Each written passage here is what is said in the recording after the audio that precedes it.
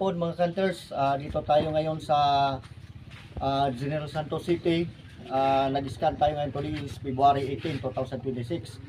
Itong asuba natin mga katids, ito yung ginagamit natin for scanning ngayon sa lahat ng travel natin. Bukas papunta tayo ng Palimbang.